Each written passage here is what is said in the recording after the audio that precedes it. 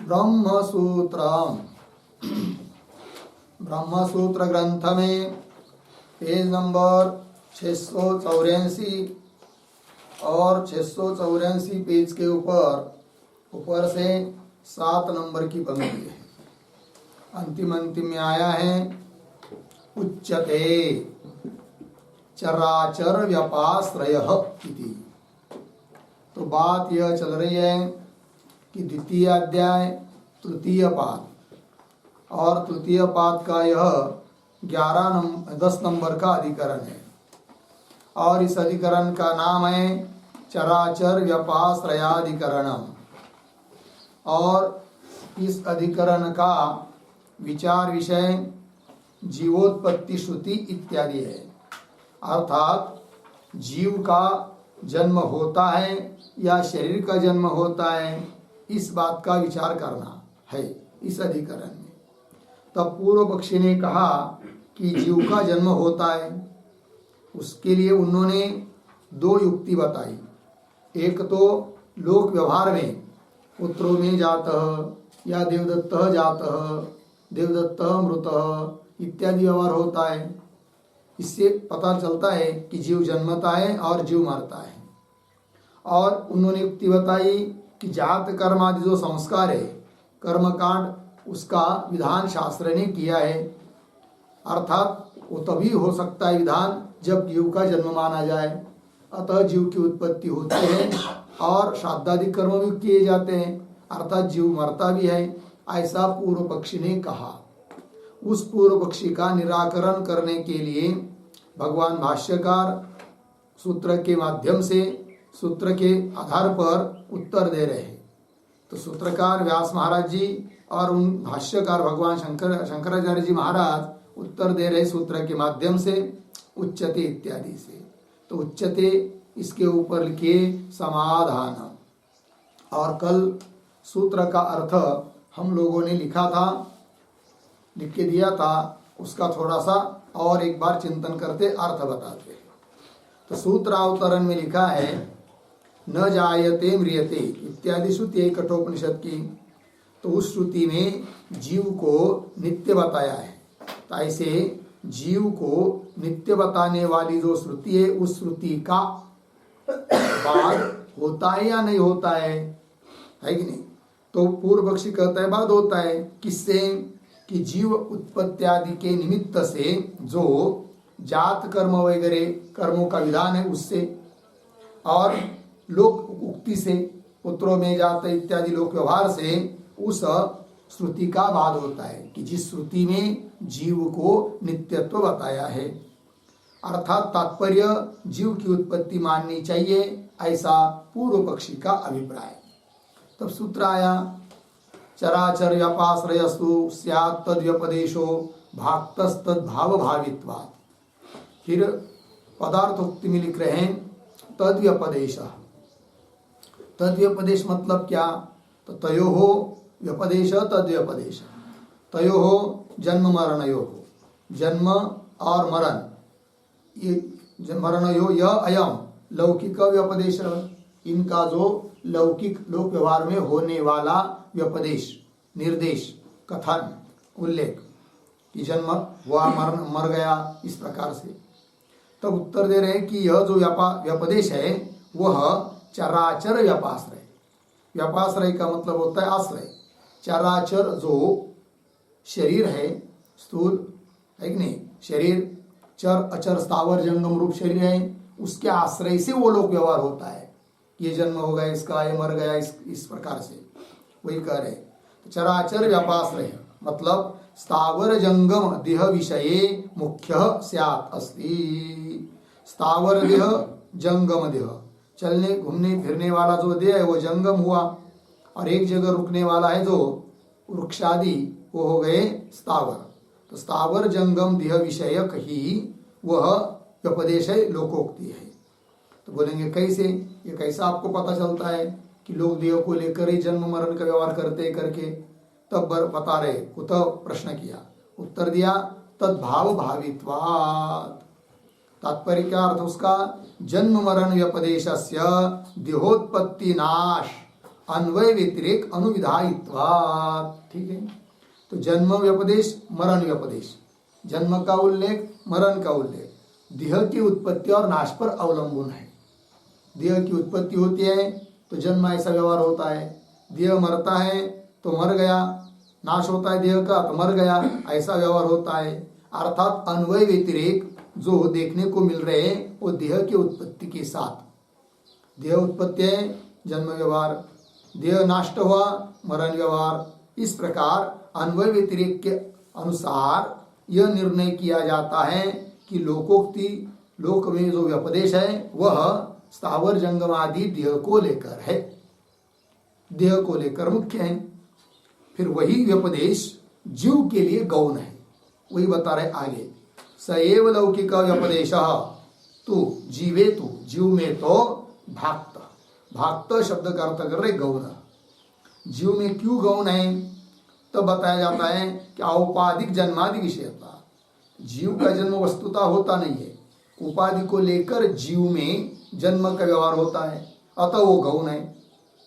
औपाधिक जन्मादि विषयता कैसे, उपाधि जन्म भावे, उपाधि जन्म भावे भावात असत्य अभावात, उपाधि जो देहादिक उसका जन्म हुआ, सत्ता हुई, जन्म हुआ तो भावात जन्म ऐसा व्यवहार होता है।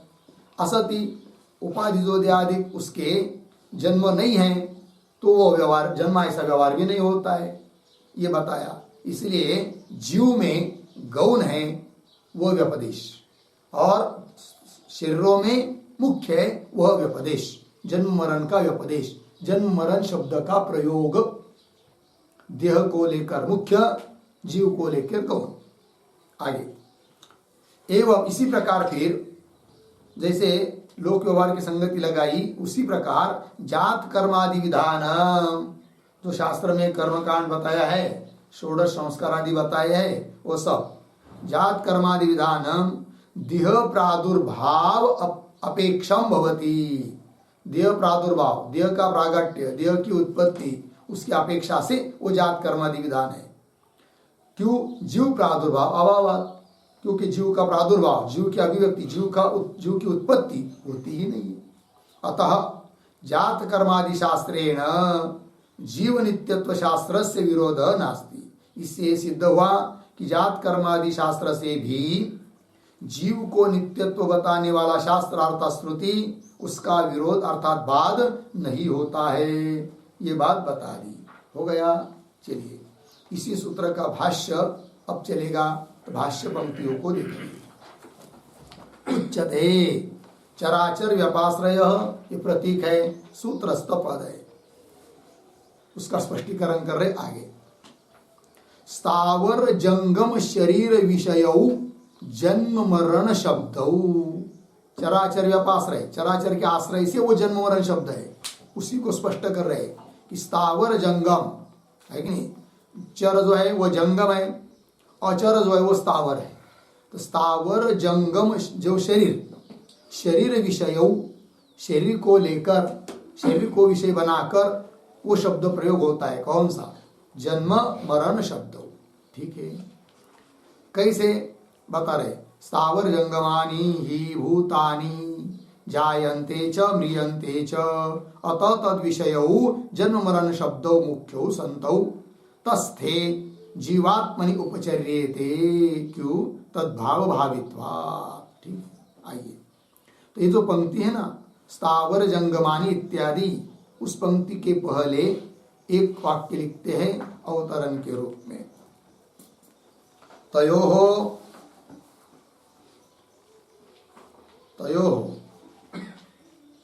कौंस में लिखिए जन्म मरण शब्दयोः, जन्म मरण शब्दयोः, कौंस बात, तद विषयत्वेन,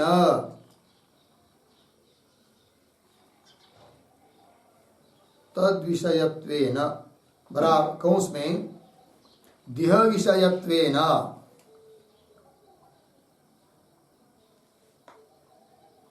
देह विषयत्वेन कौंस बात, मुख्यत्वे,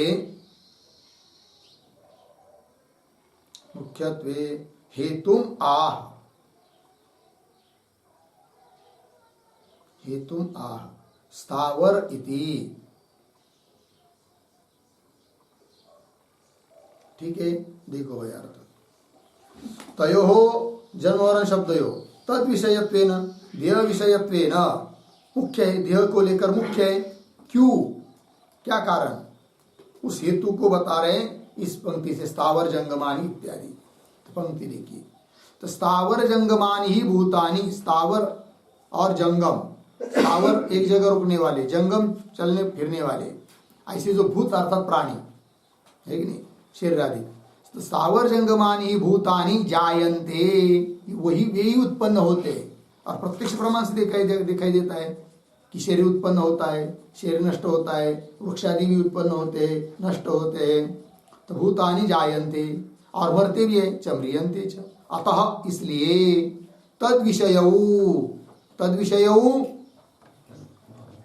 देह विषयत्वेन स्थावर जंगम शरीर विषयत्वेन कौन, जन्म मरण शब्दौ मुख्यो। अतः तद विषयौ जन्म मरण शब्दौ मुख्यो, देह को लेकर जन्म मरण शब्द मुख्य है।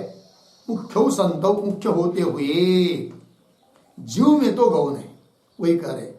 तत्स्थे जीवात्मनि उपचर्यते। तत्स्थे मतलब क्या, तत्स्थे शब्द का अर्थ लिखिए। तत्स्थे मतलब संगातस्थे, संगात मतलब स्थूल शरीर, इंद्रियादिकों का संगात स्वरूप स्थूल शरीर, उसमें रहने वाला विद्यमान जीव, उस जीवात्मा में उपचर्यते, गौण रूप से है। तत्स्ते जीवात्मनि उपचर्यते, उपचर्यते कौन उपचर्यते, हाँ, जन्म मरण शब्द उपचर्यते है कि नहीं, जन्म मरण शब्द का उपचार गौण प्रयोग है, ये उसका मतलब। क्यों, हेतु दे रहे, तद्भाव भावित्वात्, सूत्रस्थ पद है, तद्भाव भावित्वात्, इसका अर्थ लिखिए, तद अन्वय व्यतिरेक अनुविधायित्वात्, तद अन्वय व्यतिरेक अनुविधायित्वात्। ठीक है, क्योंकि जीवात्मा में गौण है, शरीर में मुख्य है, इसलिए मुख्य है कि तद अन्वय व्यतिरेक अनुविधायित्वात्। जीव का, शरीर का जन्म हुआ तो जन्म शब्द का प्रयोग, शरीर नष्ट हुआ मरण शब्द का प्रयोग, इसलिए तद अन्वय व्यतिरेक अनुविधायित्वात् हो गया। आगे चलिए, उसका स्पष्टीकरण कर रहे आगे। शरीर प्रादुर्भाव तिरोभावयोः ही सतो जन्म मरण शब्दौ भवतः न असतो हो। ठीक है, शरीर प्रादुर्भाव तिरोभावयोः, शरीर प्रादुर्भाव मतलब प्रकट होता है, उत्पन्न होता है, अथवा तिरोभाव को प्राप्त होता है, नष्ट होता है, कौन, शरीर। तो शरीर प्रादुर्भाव तिरोभावयोः सतो जन्म मरण शब्दौ भवतः, जन्म मरण शब्द का प्रयोग शरीर की उत्पत्ति और नाश के ऊपर अवलंबन है। शरीर की उत्पत्ति हुई, जन्म व्यवहार हो रहा है, शरीर मर गया, नष्ट हो गया, तो मरण यह व्यवहार हो रहा है। भवत न असतो, न नासतो, न सतो, न असतो हो, तो वाक्य पूरा कैसा होगा, असतो हो जन्म मरण शब्दौ। पूरा वाक्य पुनः पढ़ता हूं, बाद में बताइए। शरीर प्रादुर्भाव तिरोभावयोः ही सतो जन्म मरण शब्दो भवतः न असतो हो। शरीर प्रादुर्भाव तिरोभावयोः असतो हो जन्म मरण शब्दौ न भवतः, ये वाक्य पूरा हुआ। ठीक है ना, शरीर का प्रादुर्भाव और तिरोभाव यदि नहीं है, असतो मतलब नहीं है, सत मतलब है, तो शरीर प्रादुर्भाव तिरोभाव है, तो जन्म मरण शब्द का प्रयोग हो रहा है। शरीर का प्रादुर्भाव और तिरोभाव असत नहीं है, तो जन्म मरण शब्द का प्रयोग भी नहीं होता है। ये बताया, तद्भाव भावित्वात्, इसका स्पष्टीकरण किया। आगे चलिए।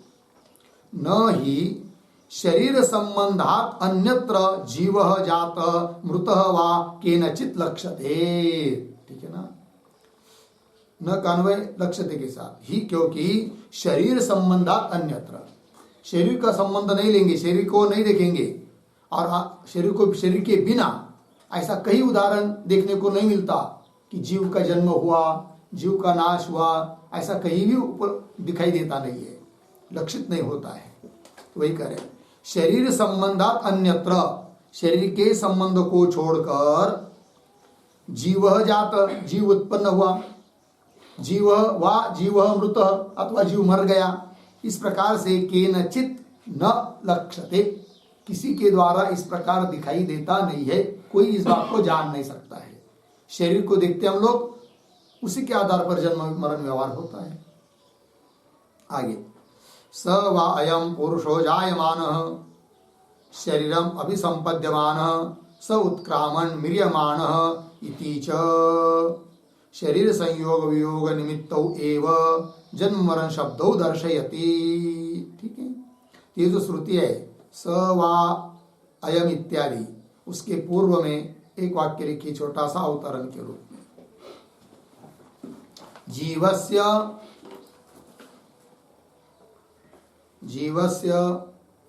औपाधिक जन्म मृत्योः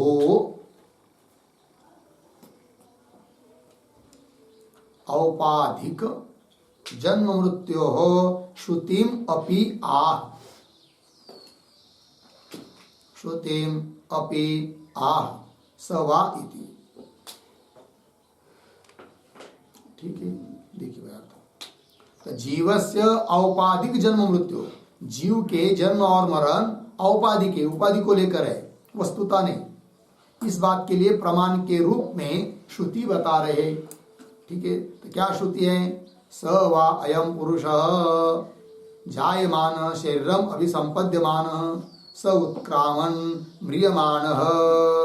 ठीक है ना जी, देखो भाई, तो स वा अयम पुरुष, वह यह पुरुष जायमान जन्म लेते समय क्या होता है? शरीरम अभिसंपद्यमान, शरीर को आत्मभाव से प्राप्त होता है, अर्थात शरीर को लेकर ही जन्म व्यवहार होता है। ठीक है ना, स उत्क्रामन म्रियमाण है कि नहीं, वही पुरुष फिर जीव क्या शरीर से निकलता हुआ, उत्क्रामन शरीर से निकल जाता है, निकलता हुआ म्रियमाण मरा हुआ होता है। वस्तुतः जीव का जन्म मृत्यु होता भी नहीं है, देखने को भी नहीं मिलता है, सब व्यवहार होता है वो सब कुछ शरीर को लेकर होता है, ये बात। इति च शरीर संयोग वियोग निमित्तौ एव जन्म मरण शब्दौ दर्शयति। दर्शयति, दर्शयति का कर्ता कौन है? श्रुति ही दर्शयति, श्रुति दिखाती है। क्या दिखा रही है श्रुति? कि शरीर संयोग वियोग निमित्तौ एव जन्म मरण शब्दौ, शरीर का संयोग हुआ, जीव का शरीर के साथ संबंध हुआ, तब जन्म प्रयोग जन्म शब्द, और हाँ जीव का शरीर से वियोग हुआ तो मरण शब्द।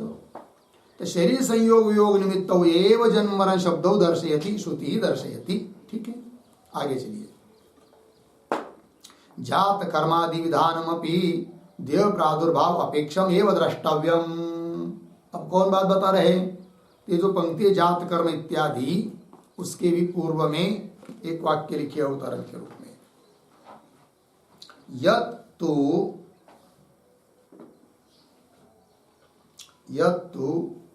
जात कर्मादि विधानात्, जात कर्मादि विधानात् जीवस्य अनौपाधिकौ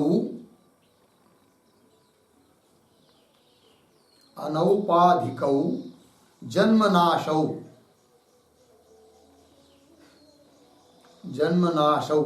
इति अर्धविराम तत्र आह जात कर्मादि इति।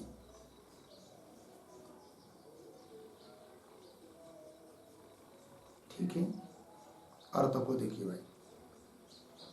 यत्तु जात कर्मादि विधानात्, ठीक है ना, तो जात कर्मादि इत्यादि का विधान किया है, जात कर्म आदि बताया है शास्त्र ने, उससे भी पता चलता है जीव का जन्म होता है, ऐसा पूर्व पक्षी बोला था।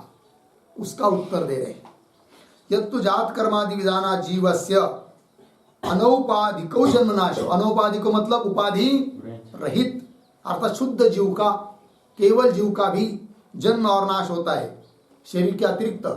शरीर का तो उत्पत्ति नाश होता ही है, जीव का भी उत्पत्ति नाश होता है, ऐसा बोला था कौन? पूर्व पक्षी। तत्र आह, उसका उत्तर दे रहे आप। तो जात कर्मादि विधानम अपि, जात कर्म इत्यादि कर्मों का विधान भी देह प्रादुर्भाव अपेक्षम एवं द्रष्टव्य। देह का प्रादुर्भाव होता है, देह प्रकट होता है कि नहीं, उसके अपेक्षा से ही वो सब कर्म बताया है, न कि जीव की उत्पत्ति की अपेक्षा से। ये बात क्यों कह रहे आगे? अभावात जीव प्रादुर्भावस्य, कैसे पढ़ेंगे? जीव प्रादुर्भावस्य अभाव। प्रादुर्भाव मतलब उत्पत्ति, जीव की उत्पत्ति का क्या है? अभाव है। आगे, जीवस्य परस्मात् आत्मन उत्पत्ति वेदादीनाम इव अस्ति नास्ति वा इति एतत् उत्तरेण सूत्रेण वक्ष्यति। ठीक है, चलिए भाई थोड़ा सा अन्वय। जीवस्य परस्मात् आत्मनः, एक शब्द छोड़कर आगे, वेदादीनाम इव, फिर पीछे उत्पत्ति है, आगे अस्ति नास्ति, आगे सरल है। देखो, जीवस्य परस्मात् आत्मन, जीव की परस्मात् आत्मन मतलब परमात्मा से, ब्रह्म से, वेदादि की तरह, जैसे परमात्मा से ब्रह्म से आकाश आदि उत्पन्न होते हैं, उस प्रकार जीव की भी उत्पत्ति है या नहीं है, यह बात आगे के अधिकरण में हम बताएंगे। ये बता रहे, देखिए, जीवस्य परस्मात् आत्मन वेदादीनाम इव उत्पत्ति अस्ति नास्ति वा इति एतत्, यह बात उत्तरेण सूत्रेण वक्ष्यति, आगे के सूत्र में हम कहेंगे, ऐसा बता रहे हैं। आगे, देहाश्रयौ तावत् जीवस्य स्थूलौ उत्पत्ति प्रलयौ न स्तः इति एतत् अनेन सूत्रेण अवोचत्। ठीक है, फिर बोलेंगे ठीक है, जीव की उत्पत्ति परमात्मा से होती या नहीं होती, ये सब बात आगे बताएंगे, आगे के सूत्र में बताएंगे, ये आपने कहा, किंतु इस सूत्र में फिर क्या बताया, अंतिम में क्या निर्णय हुआ, तो बता रहे। तो देहाश्रयौ स्थूलौ उत्पत्ति प्रलयौ, अन्वय किया ना, कैसा अन्वय? देहाश्रयौ स्थूलौ उत्पत्ति प्रलयौ जीवस्य तावत् न स्तः। देखिए, देह के आश्रय से रहने वाली स्थूल उत्पत्ति और प्रलय जो प्रत्यक्ष दिखाई देती है, शरीर की उत्पत्ति शरीर का नाश, इसलिए कह दिया देह के आश्रय से रहने वाली स्थूल उत्पत्ति और प्रलय जीवस्य तावत् न स्तः, जीव के नहीं है। अर्थात उत्पत्ति प्रलय स्थूल देह के है, जीव के नहीं है। यह बात बताया इस अधिकरण में, इस सूत्र में। ठीक है ना, न स्तः इति एतत्, यह बात अनेन सूत्रेण, अभी अभी जो 16 नंबर का सूत्र हुआ, इस सूत्रेण अवोचत कह दी है बात। ठीक है ना, अवोचत होगा इतना। तो एक वाक्य इस पर लिखते हैं फिर अंतिम में टिप्पणी। एवं एवं ज्योतिष्ट्यादि शास्त्रेण, शास्त्रस्य ज्योतिष्ट्यादि जातेष्टि, एवं जातेष्ट्यादि शास्त्रस्य, जातेष्ट्यादि शास्त्रस्य औपाधिक जन्मादि विषयत्वात्, औपाधिक जन्मादि विषयत्वात् न जीवादि, न जीवादि अजन्यत्व श्रुति विरोधः, जीवादि अजन्यत्व श्रुति विरोधः इति सिद्धम्, इति सिद्धम्। ठीक है, देखो भाई अर्थ। एवं इसी प्रकार जातिष्ट्यादि शास्त्रस्य, जातिष्टि जो कर्म बताया है वह भी औपाधिक जन्मादि विषयत्वा, उपाधिकृत जो जन्मादि है उसको विषय करने वाला वो शास्त्र है कि नहीं, विषयत्वात्। इसलिए क्या हुआ फिर, जीव अज है, नित्य है, उत्पन्न नहीं होता है, अतः जीव को अज नित्य बताने वाली जो श्रुति है, उत्पत्ति रहित है कौन, जीव। तो जीवादि अजन्यत्व श्रुति के साथ विरोध न, कोई विरोध नहीं है, यह भी बात सिद्ध हुई। तो श्रुति का कोई परस्पर में विरोध नहीं है, ये बात बता दी। इसके साथ साथ यह 16 नंबर का सूत्र का भाष्य पूरा हुआ और यह 10 नंबर का अधिकरण भी यहाँ समाप्त हुआ। ठीक है, आगे चलते हैं। तो आगे है 11 नंबर का अधिकरण। उस अधिकरण का नाम है आत्माधिकरणम। एक ही सूत्र का यह अधिकरण है। तो चलिए इस अधिकरण के भी 6 अंग है, उसको हम लोग नोट कर लेते, लिख लेते। शीर्षक है 11 नंबर और आत्माधिकरणम। आत्माधिकरणम नीचे के पंक्ति में कौंस में लिखिए जीवस्य नित्यत्वाधिकरणम। जीवस्य नित्यत्वाधिकरणम।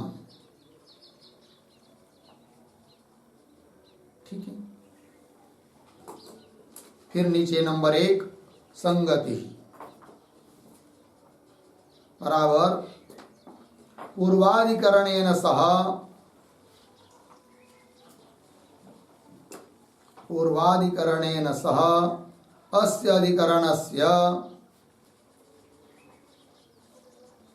अधिकरणस्य प्रत्युदाहरण संगति, प्रत्युदाहरण संगति अस्ति। पूर्णविराम। तथा ही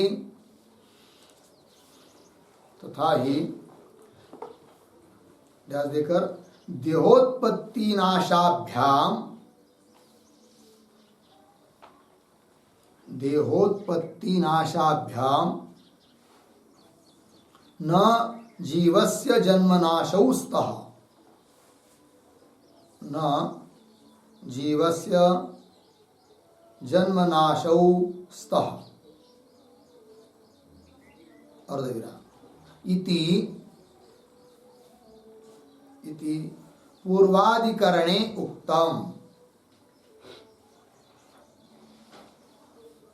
इति पूर्वाधिकरणे उक्तम। अर्धविराम। तथा स्याताम। तथा स्याताम। पूर्णविराम। किंतु कल्पाद्यन्तयोः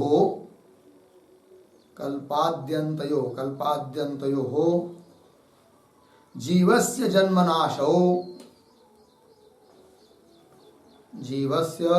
जन्मनाशौ किम न अभ्युपेयौ, किम न अभ्युपेयौ इति प्रत्युदाहरण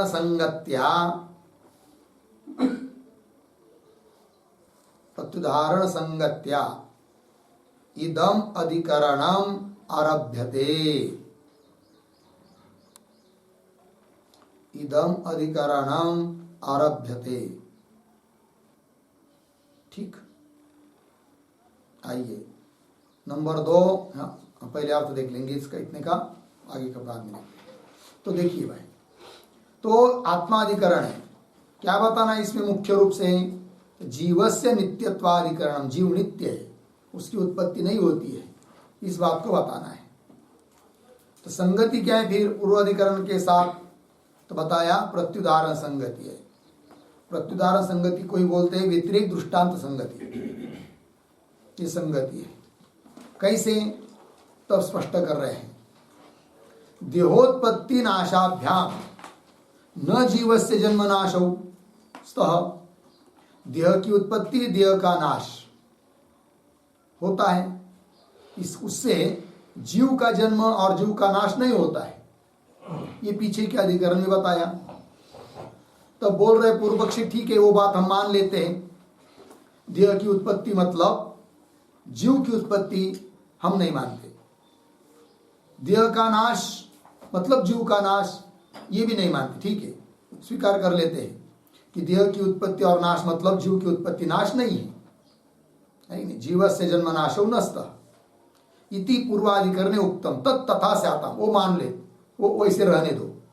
ठीक है ना, देह की उत्पत्ति अलग चीज है, उसको लेकर जीव की उत्पत्ति नाश नहीं बोले जा सकते। ठीक है, कोई बात नहीं। किंतु जैसे आकाश वगैरह, आकाश वायु वगैरह पंचमहाभूत कल्प के शुरू में उत्पन्न होते हैं, कल्प के आरंभ में, और कल्प का अंत होने तक रहते, महाप्रलय होने तक, बीच में बार बार उत्पन्न नष्ट नहीं होते। जैसे हम लोगों का देह बीच में बार बार उत्पन्न होता है, नष्ट होता है, वैसे आकाश आदि नहीं होते, एक बार उत्पन्न हुए कल्प के आरंभ में, फिर अंतिम में नष्ट होते। उस प्रकार आकाश आदि की तरह जीव की भी उत्पत्ति कल्प के आरंभ में मान लो, जब सृष्टि ने उत्पन्न हुई उस समय परमात्मा से उत्पन्न हुआ जीव, और कहाँ तक रहता है, उसको स्थूल शरीर कितने भी बदल जाए तो भी प्रलय तक जीव का नाश नहीं होता है, ऐसा मान लेंगे। तब क्या दिक्कत है, सब संगति लग जाती है, कृतनाश अकृताभ्यागमय दोष भी नहीं आएंगे, ये पूर्व पक्षी बोल रहा है। भले देह की उत्पत्ति के साथ जन्म मरण मत मानो जीव का, किंतु कल्प के आरंभ में उत्पत्ति मानो, प्रलय में उसका नाश मानो, यह अभिप्राय पूर्व पक्षी का। किंतु कल्पाद्यंतयो, कल्प के आदि में कल्प के अंत में क्या, जीवस्य जन्म नाश, जीवस्य जन्म नाश हो किम न अभ्युपेयु, क्यों स्वीकार न किया जाए, अर्थात स्वीकार करने चाहिए। इति, इस प्रकार से पूर्वाधिकरण के साथ इस अधिकरण की प्रत्युदाहरण संगति है, तो प्रत्युदाहरण संगति से इस अधिकरण का आरंभ हो रहा है। ठीक है, आइए फिर नंबर 2 विषय बराबर आत्मनः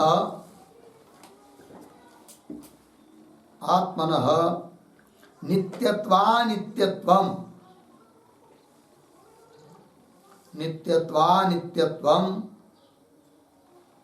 अस्य अधिकरणस्य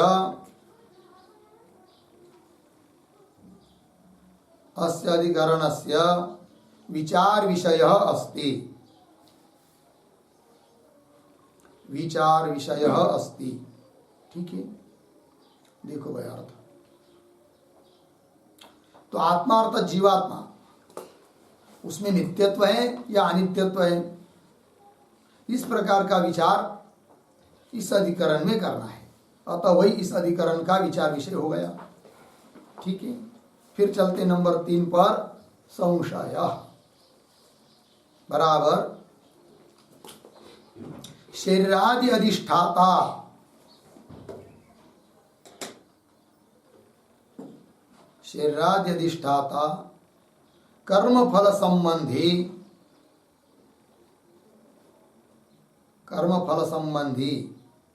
जीवात्मा व्योमादिवत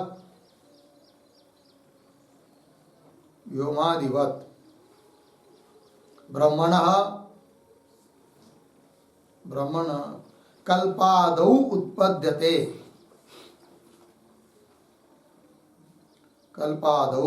उत्पद्यते, न वा इति भवति संशयः, न वा इति भवति संशयः। ठीक,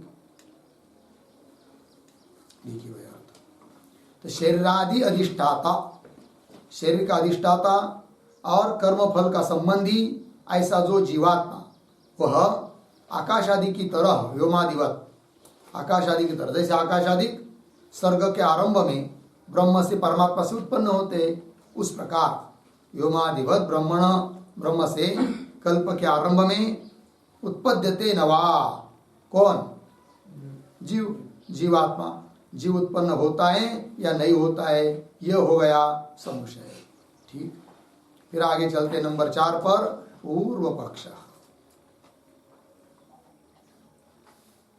बराबर कल्पादौ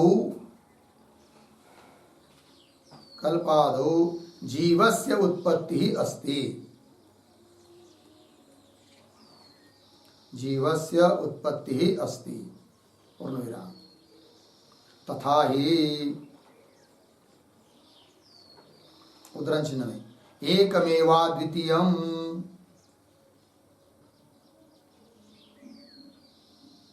एकमेवा द्वितीयम् उद्धरण चिन्ह बन इति सृष्टेः प्राग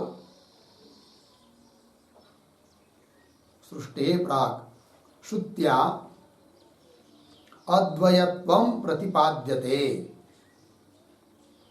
अद्वयत्वं प्रतिपाद्यते पूर्णविराम। तच्च ब्रह्म व्यतिरिक्तस्य जीवस्य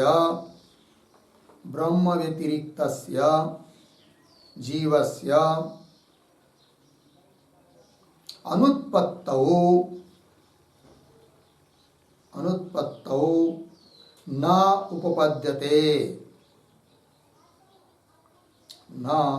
उपपद्यते पूर्णविराम। उत्पत्ति स्वीकारे तो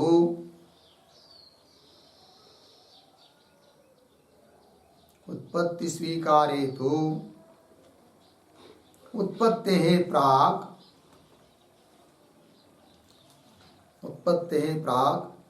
अद्वयत्वं सिद्ध्यति, अद्वयत्वं सिद्ध्यति पूर्णविराम।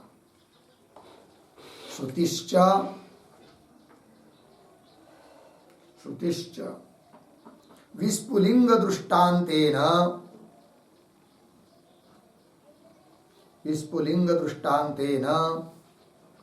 जीवस्य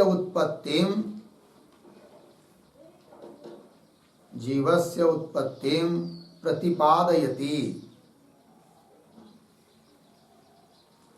प्रतिपादयति उद्धरण चिन्ह में यथाग्नेः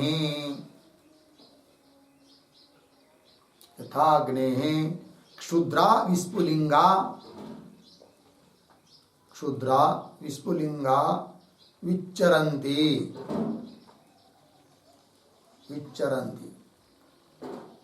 अर्धविराम। एवं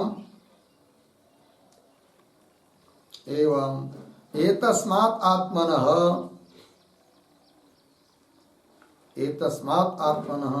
सर्वे प्राणाः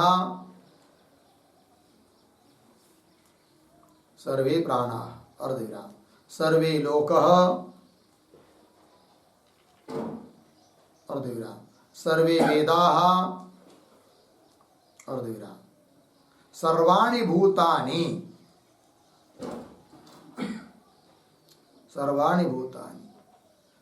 एव आत्मनः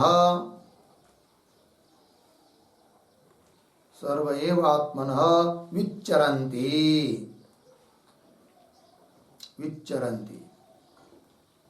उद्धरण चिन्ह बन बृहदारण्यक 2:1-20 आगे इति पूर्णविराम। तस्मात् कल्पादौ वेदादिवत् ब्रह्मणः जीवः जायते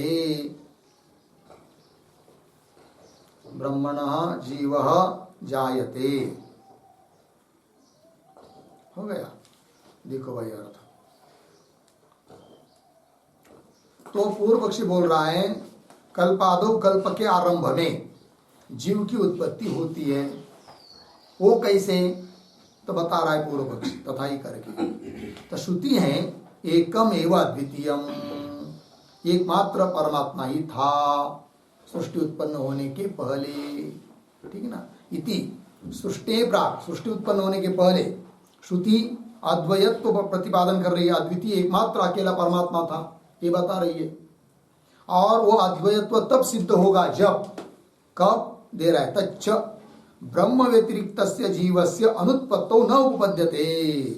ब्रह्म से व्यतिरिक्त जो जीव, उसकी उत्पत्ति नहीं मानेंगे, अनुत्पत्त उत्पत्ति नहीं मानेंगे, नित्य मानेंगे। इसका मतलब फिर सृष्टि उत्पन्न होने के पहले एक परमात्मा था और दूसरा जीव था, और यदि दो है तो अद्वैत्व की सिद्धि नहीं होगी, अद्वितीयता सिद्ध नहीं हो पाएगा, अतः श्रुति के साथ विरोध आएगा। अर्थात जीव को नित्य मानना उचित नहीं है, श्रुति के साथ विरोध आएगा, पूर्व पक्षी बोल रहा है। और जीव की उत्पत्ति मानेंगे कल्प के आरंभ में, इसका मतलब जीव उत्पन्न होने के पहले एकमात्र अकेला था ही था, कौन? ब्रह्म परमात्मा। तो अद्वैत्व बताने वाली श्रुति के साथ विरोध भी नहीं होगा, यह अभिप्राय। तच्च ब्रह्म व्यतिरिक्त से जीव से अनुत्पत्त, उत्पत्ति नहीं मानेंगे तो न उपपद्यते। किम न उपपद्यते? अद्वैत्वं न उपपद्यते, अद्वैता अद्वितीयता वो उत्पन्न नहीं होगी, ये बोल रहा है कौन? पूर्व पक्ष। आगे चलिए। उत्पत्ति स्वीकार्य तू, और जीव की उत्पत्ति मानते हैं सर्ग के आरंभ में, तो कोई दिक्कत नहीं फिर। तो उत्पत्ति स्वीकार्य तो उत्पत्ति है प्राक, जीव उत्पन्न होने के पहले कौन था अकेला? बस ब्रह्म परमात्मा ही था, अद्वैत्वम सिद्ध था ये बात। अतः उत्पत्ति माननी चाहिए जीव की, ऐसा बोल रहा है पूर्व पक्षी। और इसके लिए प्रमाण क्या? श्रुति भी प्रमाण है। क्या श्रुति है वो दे रहा है? श्रुतिश्च विस्फुलिंग, विस्फुलिंग का दृष्टांत देती है श्रुति। विस्फुलिंग दृष्टांतेन जीवस्य उत्पत्ति प्रतिपादयति, जीव की उत्पत्ति का प्रतिपादन करती है कौन? श्रुति। कौन है वो श्रुति? तो श्रुति दे रही यथा अग्नेः क्षुद्राः विस्फुलिंगाः विच्चरन्ति, अग्नि से क्षुद्र मतलब छोटे छोटे, बहुत छोटे, विस्फुलिंग विच्चरन्ति निकलते हैं, उत्पन्न होते हैं। विस्फुलिंग कहते चिनगारिया, ठिनग्या मराठी में। जैसे वेल्डिंग आदि करते या कुछ लोहे को काटते हैं ना, उस समय ज्यादा स्पष्ट दिखते हो, ऐसे छोटे छोटे छोटे छोटे छोटे छोटे अग्नि के कण उड़ते हुए दिखते हैं। जैसे अग्नि से वो उत्पन्न होते कौन? चिनगारिया, विस्फुलिंग। उसी प्रकार ये दृष्टांत हुआ। अग्नेः क्षुद्रा विस्फुलिंगा विचरन्ति एवं एतस्मात् आत्मनः, इस आत्मा से अर्थात परमात्मा से सर्वे प्राणा, सभी प्राण, सभी लोक, सभी वेद, सर्वाणि भूतानि प्राणी मात्र, सर्वे एव आत्मनः जीवा, सभी आत्मा अर्थात जीव भी विचरन्ति उत्पन्न होते हैं, ऐसा श्रुति ने बताया है। तस्मात् इसलिए कल्पादौ, कल्प के आरंभ में वेद आदि की तरह, आकाश आदि की तरह परमात्मा से, ब्रह्म से जीव उत्पन्न होता है, ये बोल रहा है कौन? पूर्व पक्षी। तब आगे 5 नंबर सिद्धांत। तो सिद्धांत उसका खंडन करेंगे। तो देखिए, जीवस्य उत्पत्ति ही न संभवति, जीवस्य उत्पत्ति न संभवति।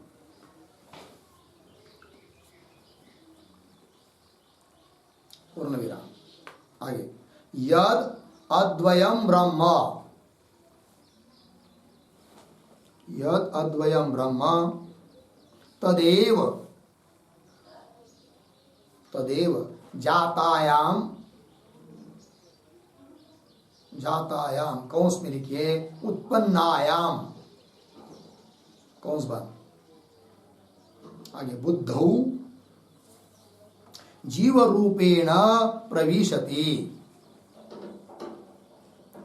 जीव रूपेण प्रविशति। पूर्ण विराम। उद्धरण चिन्ह में तत्सृष्ट्वा तदेव अनुप्राविशत्, तत्सृष्ट्वा तदेव अनुप्राविशत्, उद्धरण चिन्ह बंद। तैत्तरीयोपनिषद 2:6। इति श्रुतेः, पूर्ण विराम। अतः जीवानुत्पत्तौ, जीव अनुत्पत्तौ, जीवानुत्पत्तौ न अद्वय श्रुति विरोध, न अद्वय श्रुति विरोध, पूर्ण विराम। विस्फुलिंग श्रुति ही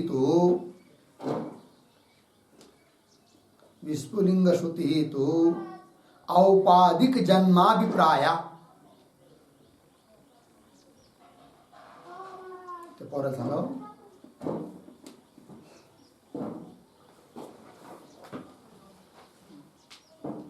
विस्फुलिंग श्रुति ही तो औपाधिक जन्माभिप्राय प्रवृत्ता। अंग्रेजी में कानामध्ये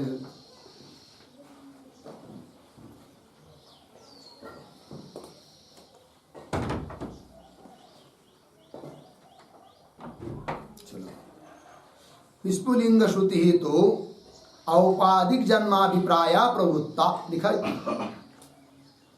पूर्ण विराम।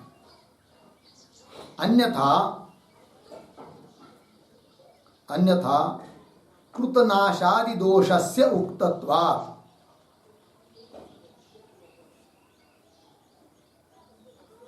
कृतनाशादि दोषस्य उक्तत्वात्, पूर्ण विराम।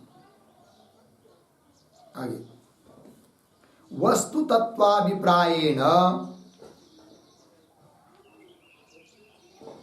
वस्तु तत्वाभिप्रायेण तु श्रुति नित्यत्वं ब्रूते, श्रुति नित्यत्वं ब्रूते, पूर्ण विराम। उद्धरण चिन्ह में नित्यो नित्यानां, नित्यो नित्यानां चेतनश्चेतनानां, चेतनश्चेतनानां, उद्धरण चिन्ह इति, पूर्ण विराम। तस्मात् कल्पादौ जीवः नोत्पद्यते,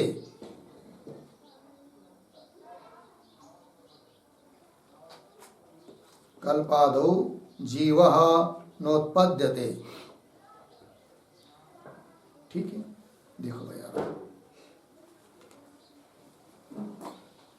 जीवस्य उत्पत्ति न संभवती, सिद्धांति कह बोलेंगे फिर उत्पत्ति नहीं है, नित्य है जीव, तो अद्वितीय श्रुति के साथ विरोध होगा, तो सिद्धांति कह रहे विरोध नहीं होगा, श्रुति का बात नहीं होगा। क्यों? यद अद्वयम ब्रह्म, जो अद्वितीय ब्रह्म था ना, वही जातायाम बुद्धौ, उत्पन्न हुई बुद्धि में, बुद्धि उत्पन्न होती है, और उस उत्पन्न हुई बुद्धि में जीव रूपे न प्रविशति, जीव के रूप में प्रविष्ट हो जाता है। कौन? ब्रह्म, है कि नहीं? श्रुति बताती इस बात को, तत्सृष्ट्वा, जीव आदि को उत्पन्न, बुद्धि आदि समस्त प्रपंच को उत्पन्न करके तदेव अनुप्राविशत, उसमें प्रविष्ट हो जाता है, ये श्रुति बता रही है कि नहीं? अतः जीव आदि की अभिव्यक्ति के पहले अकेला ब्रह्म ही था, इसमें कोई दिक्कत नहीं। जीव की अभिव्यक्ति मतलब क्या? वो परमात्मा ही बुद्धि आदि में प्रविष्ट हो चुका है, अतः अद्वितीयता का भाव होता नहीं। अतः जीव अनुत्पत्तौ, जीव की उत्पत्ति नहीं होती है तो भी न अद्वय श्रुति विरोध, अद्वय श्रुति के साथ कोई विरोध नहीं होता है।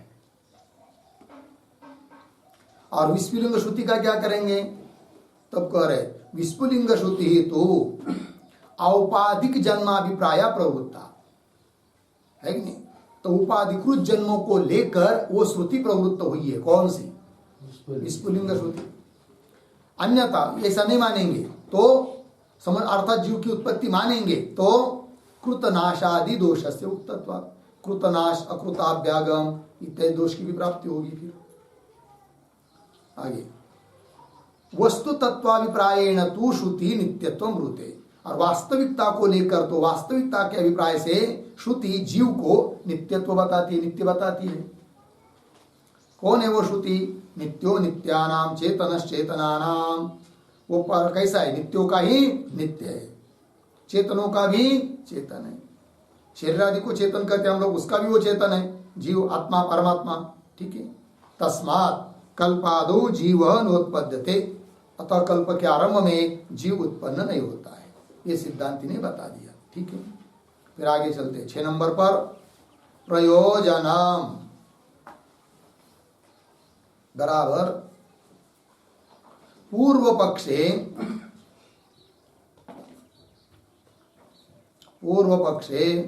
जीवस्य ब्रह्म कार्यत्वे एक विज्ञानेन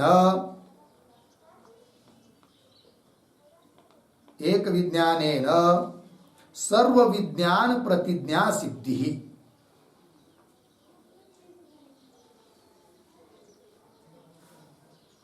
सर्व विज्ञान प्रतिज्ञा सिद्धि फलम भवति। पूर्ण विराम।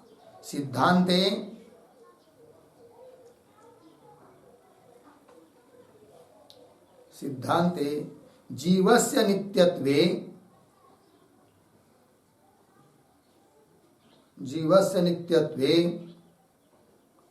ब्रह्मात्मैक्य बोधः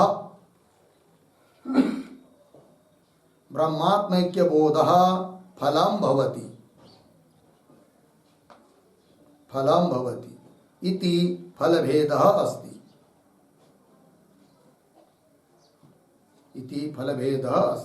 ठीक है, देखो भैया, तो पूर्व पक्ष में क्या फल है? तो जीव ब्रह्म का कार्य है, अतः ब्रह्म को जान लिया, कार्य रूप जीव को भी जाना जाएगा। तो एक विज्ञान है ना, सर्व विज्ञान की जो प्रतिज्ञा है वो सिद्ध हो जाएगी। ये फल मिलेगा किसमें? पूर्व पक्षी में, पूर्व पक्षी के लिए। और सिद्धांत में क्या?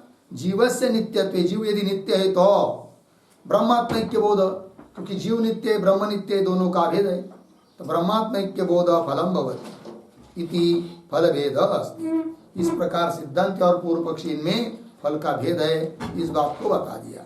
ठीक है, चलिए अब अधिकरण का सार बताने वाले हर एक अधिकरण के लिए जो 2 श्लोक है वैयाकरण न्यायमाला के, उस श्लोकों का उच्चारण और अर्थ देखिए।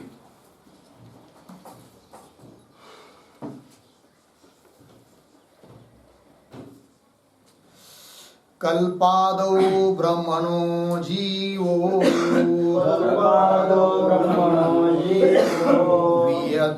वियद्वज्जायते न वा सृष्टे प्रागद्वयत्वोक्ते जायते विस्फुलिङ्गवत्।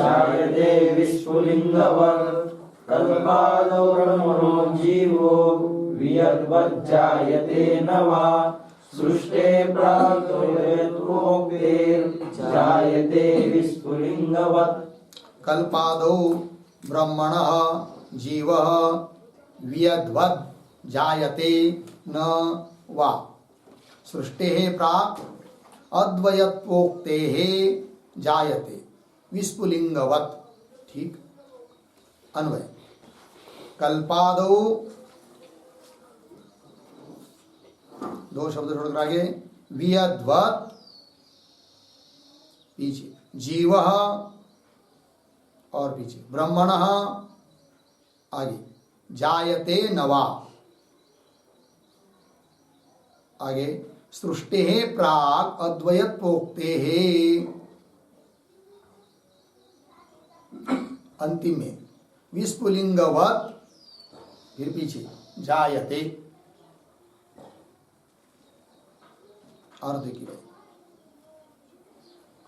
कल्पादौ, कल्प के आरंभ में, वियद्वत् आकाश की तरह, जीव ब्रह्मण परमात्मा से, ब्रह्म से, जायते नवा उत्पन्न होता है या नहीं होता है, ये विकल्प हुआ, संशय। तो पूर्व पक्षी बोल रहा है सृष्टि प्राक अद्वयत्वोक्ते है, सृष्टि उत्पन्न होने के पहले श्रुति बताती कि अद्वितीय परमात्मा था, और वो तब सिद्ध होगा जब वह ब्रह्म से उत्पन्न होगा। कौन? जीव। कि जीव ब्रह्म से उत्पन्न हुआ कल्प के आरंभ में, किंतु सृष्टि उत्पन्न हुई तब उत्पन्न हुआ ना, उत्पन्न होने के पहले कौन था? अद्वितीय ब्रह्म। तो श्रुति की संगति लग जाती है, अतः जीव की उत्पत्ति होती है। पूर्व पक्षी बोल रहा है। तो प्राग सृष्टि प्राग अद्वैतोक्ते। दूसरी बात, विस्फुलिंगवत जायते, विस्फुलिंग श्रुति भी है और विस्फुलिंग की तरह जीव उत्पन्न होता है, ये बोल रहा है पूर्व पक्षी। ठीक, इस श्लोक में जो आया है सृष्टि प्राग अद्वैतोक्ते, उस पर एक वाक्य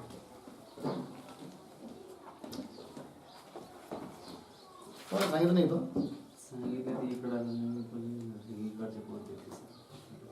मी सांगतो। उद्धरण चिन्ह में एकमेवा द्वितीयम,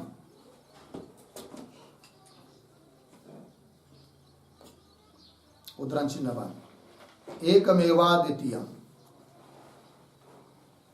इत्यादि श्रुत्या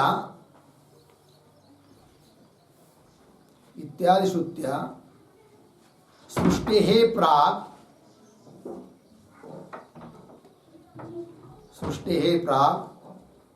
अद्वयत्वं प्रतिपाद्यते, अद्वयत्वं प्रतिपाद्यते। हो गया। अद्वैत उक्ति है ना, तो कौन उक्ति है, वो कौन श्रुति है? एकमेव द्वितीयम। इस श्रुति के द्वारा सृष्टि के पूर्व में अद्वैत्व का प्रतिपादन किया जाता है, ये कह दिया पूर्व पक्षी ने। फिर आगे का श्लोक, ब्रह्माद्वयं जात बुद्धौ जीवत्वेन विषेत् स्वयं औपाधिकं जीवजन्म नित्यत्वं वस्तुतः श्रुतम्। ब्रह्माद्वयं जात बुद्धौ जीवत्वेन विषेत् स्वयं औपाधिकं जीवजन्म नित्यत्वं वस्तुतः श्रुतम्।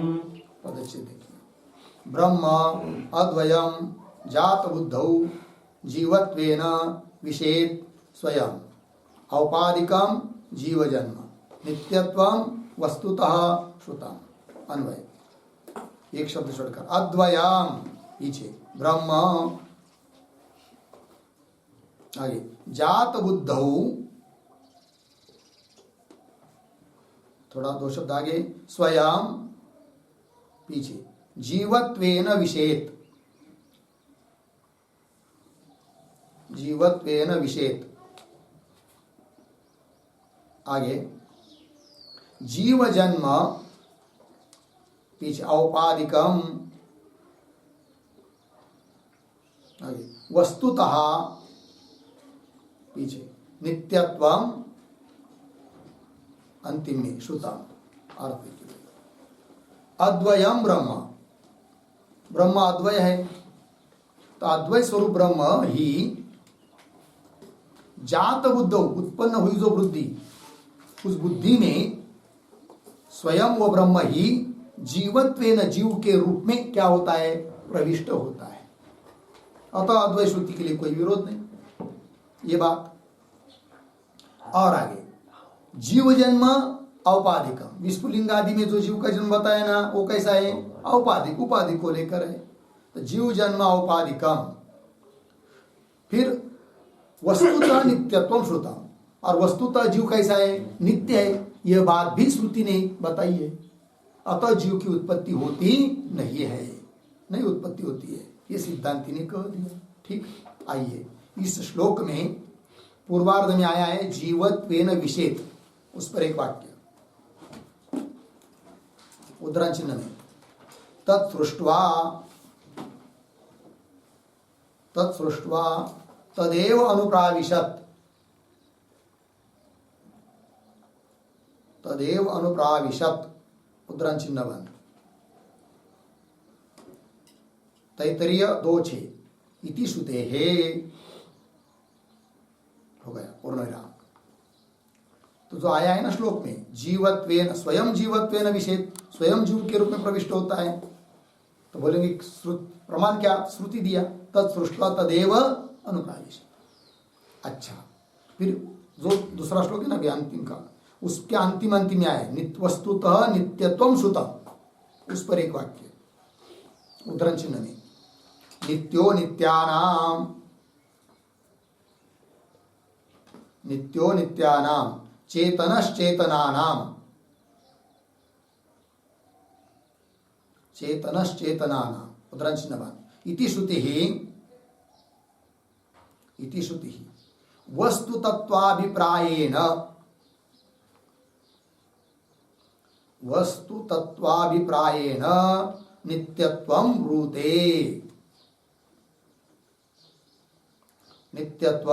ब्रूते और देखो भाई